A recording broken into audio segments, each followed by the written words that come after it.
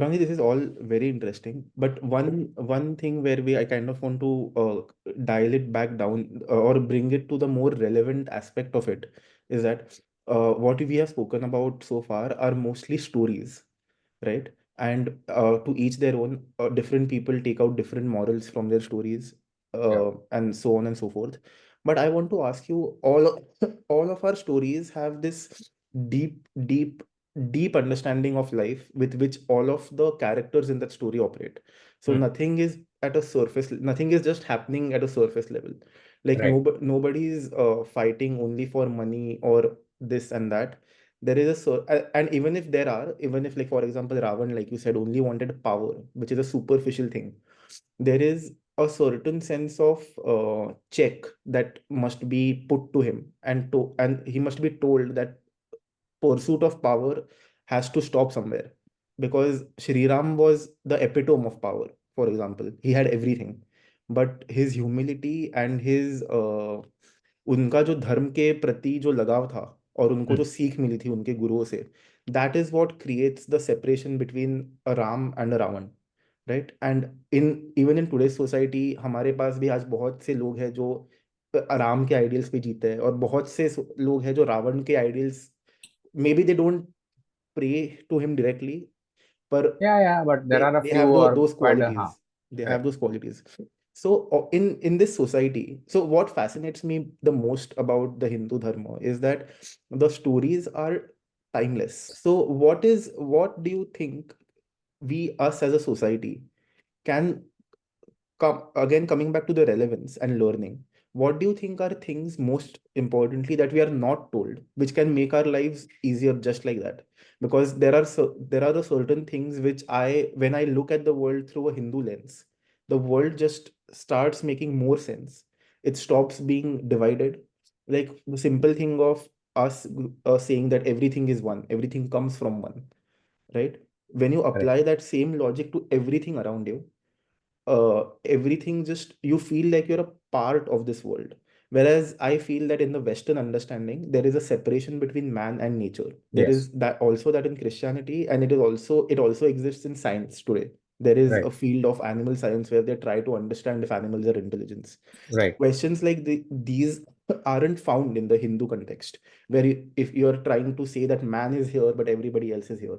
We have the concept of a jeev, which is just life. It Yes. has nothing to do with man or woman or anything like Right. that. Right. So there are these things which I think can make life for each one of us, and it can shift the perspective of how we look at the world so vastly that we just start looking at the world in a very different way, Hmm. right?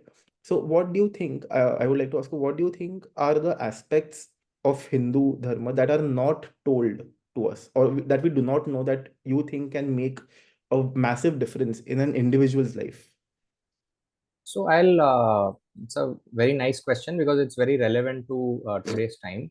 The answer is, there are hundreds of answers, but I'll try and give you the answers which come to my mind. Yeah. So in continuation to our previous topic about three gun, and I told you what is the aim of life, which is ultimately all Hindus know that it is moksha, and going beyond the three gun is the path to moksha, right? So now, how do you go towards that? So everything in Hindu Dharma is divided into three aspects: the Okay. physical, the verbal, and the mental. Okay. Okay. And the physical aspect, if you do a karma, physical karma, you will get a physical karma fall. So Right. it's very clearly given in Shiv Puran. If you do a verbal karma, you will get a verbal karma fall, and if you do a mental karma, you will get a mental karma fall. And Correct. So now the beauty is that we all make mistakes, and that is why we are not in moksha and we are on this earth and living, right? So, and I mentioned earlier that humans are no different from other jeev, yes, because yes, every every entity in this prakriti has the three gun. correct. Okay, so now that you are born with the three gun, so if you have a negative balance in your physical karma phal, how do you overcome it? So the beauty of Hindu religion is that there is no concept of sin and you are destined to hell. Correct. Okay, so everyone has a chance to improve life and climb up the ladder and reach moksha. And Correct. when the jivatma combines with the paramatma, that is moksha. So if you have some negative or bad karma phal in your backlog from your past lives, how do you improve it? So the beauty is that you do prayaschit. And so physical karma phal, physical prayaschit.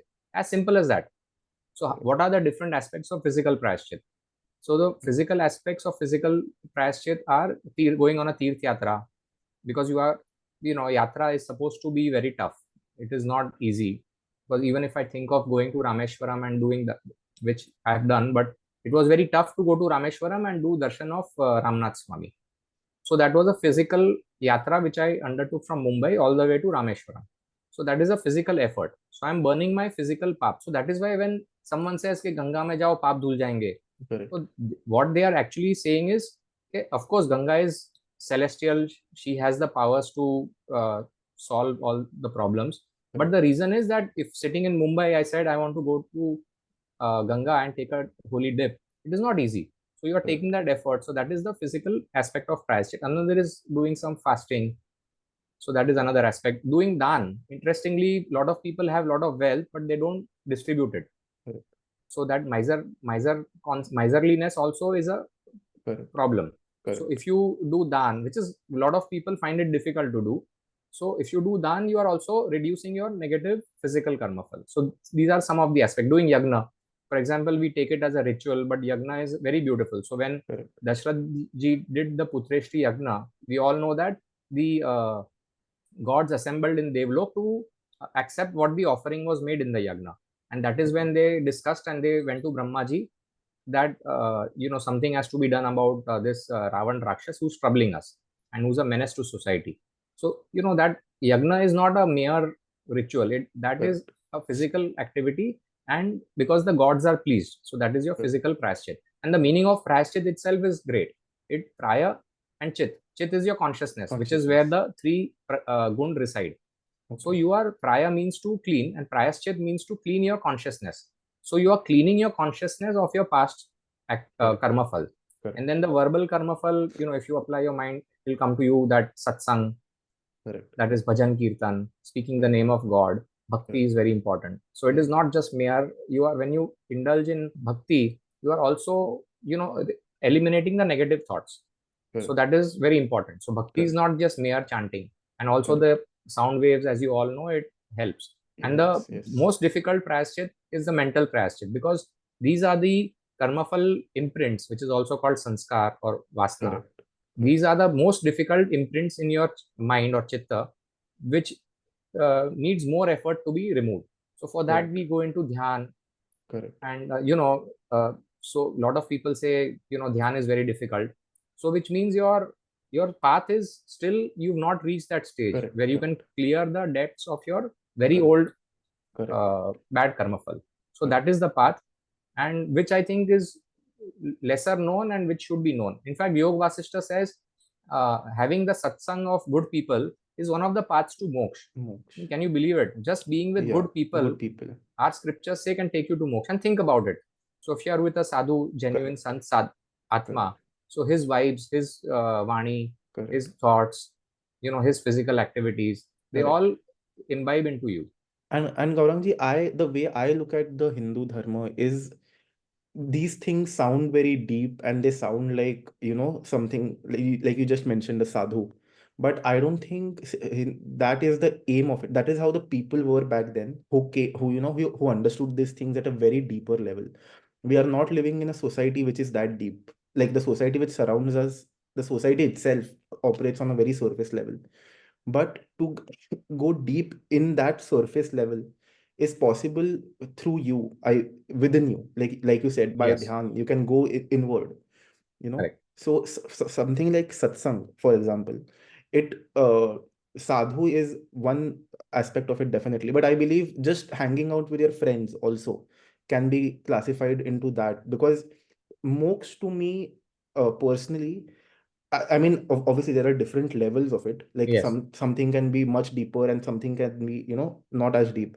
But right. for me personally, I feel liberated or free in a sense, when I'm with my friends or my family or my loved ones. And Yes, that to me is also moksha, a kind of moksha where I'm not trapped by anything. The worries I have, the stress I have, they yes, all yes, kind of disappear. So these concepts can also, I think, be applied to this way of life, where it doesn't necessarily have to be so deep and so dharmic or so spiritual, but you can find if you find the spirit, if you understand the spirit, I believe that all these things can translate in a very beautiful way, just in your life. And that obviously then means that you wouldn't surround yourself with people who bring, like we say today, negative energy into your life and things like that. So all these things have been explored already, by our ancestors and by our Right. greats. So I think that is one thing which is so beautiful about the Hindu Dharma, that it has understood all levels of complexity. Like it can talk about the surface level and the deepest level. So that is something which interests me, and that is Right. why. And our stories, like coming back to your book, the Untold Stories have been such a big part of our culture for Right. generations. Like Right. for generations, the thing I am talking about and the things we are talking about now were not on the surface. They were kind of a subtext where which some people maybe knew, some people might not have known. But now that we have this time to ponder upon these questions, we are going back to our roots again, and we are finding out what the arati we sang when we were kids actually means. Yes. What the name means. What does this actually mean? So I think it's a great time for stories to now be a baseline, but we also, I think, have to go a bit deeper into the meaning of those stories and Right. not just listen to those stories and move on. Like, Correct. yeah, yeah. So you raised a very nice point about I enjoy when I'm with my family, friends. So which is very brilliant. So our scriptures have a very easy answer. So you said life is complex. Of course it is, but the scriptures have a very easy answer, and they've classified Chaturvarga. So Okay, what stage of life you are in will should dictate your karma. So if you are in okay, the brahmachari phase of life, brahmacharya, whether it is a male or a female, your dharma is to study. Your dharma is to respect the guru, okay, serve his needs, pay attention to the education which is being given, okay. take it, and when you are done with it, give a guru dakshina, So and then go out brahmacharya in the here, world. Gaurangji, means when you're a bachelor, right? Like when you're a Yes, in bachelor your student days, in the college in the days, student school days. and Correct, college days, yes, correct, in present day terms. So correct. when you are done with your studies, you give a guru dakshina and you go out in the real world. So when you go out in the real world, so the next stage is grahasthashram. So grahasthashram stage mein, it is absolutely mandated, nahi, but sanctioned, and it is promoted. You should have a good life. So we Okay, have purusharth bolte na. So it is so beautiful. Purusharth, purush means a soul, not okay, like a male gender. So correct. purush earth. So purusharth is what is the aim of your soul. Okay, And what is the purusharth? Purusharth has four things: dharma, artha, kam, and moksha. Correct, we all know correct. that. Yeah, So in your brahmacharya phase, I already explained what the dharma says you should be doing. Be yeah, sincere in your studies and all that. yeah, So now in the grihasthashram stage, you have to get married, you yeah, have to have children, because that's how society progresses. yeah. Without having calm, but calm is also qualified. It should not be just mere lust. It should Correct, be dharmic calm, where you are devoted to your wife and the wife is devoted to the husband. And so that calm is also sanctioned. It is mentioned, it is not looked upon as sin. It correct. is mandatory It in that stage of life. And earth correct, is also there, so earth comes before calm. So correct, you earning wealth in a righteous way is mentioned. So when you are in this stage of life, it is said that you should have dharma, artha, and kam. correct.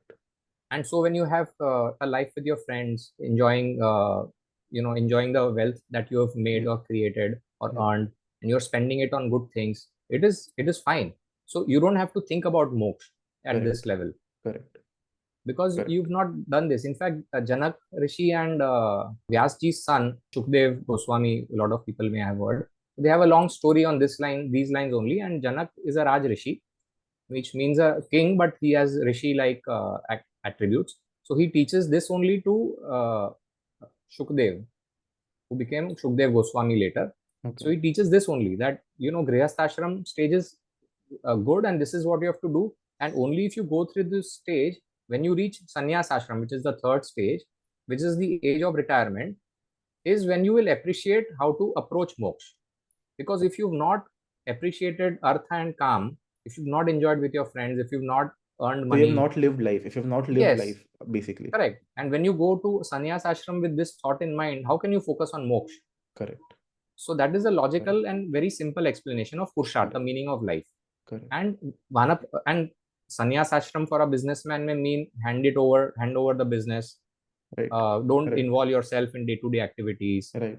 And if you are, as we know, we retire at a certain age. If you are in a service or a job, you retire and you take a back seat, kind of.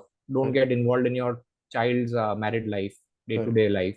Get Correct. them married, let them have their own family, let them have their own grihastha ashram. So that is the stage of sannyas ashram. Right. And one of the scriptures also mentions that when do you take sannyas ashram?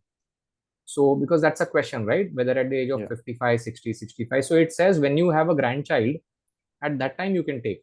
Okay. And then And vanaprasthashram is when you actually and the scriptures are very kind and very nice. They say a woman doesn't have to go to vanaprasthashram. She can stay back with her son. correct. If the man decides to go to an Okay. ashram and pursue the path of moksha, where he's now gone through all the stages, done everything described in Purusharth. So that is how it's okay to be with friends at this age that you are in.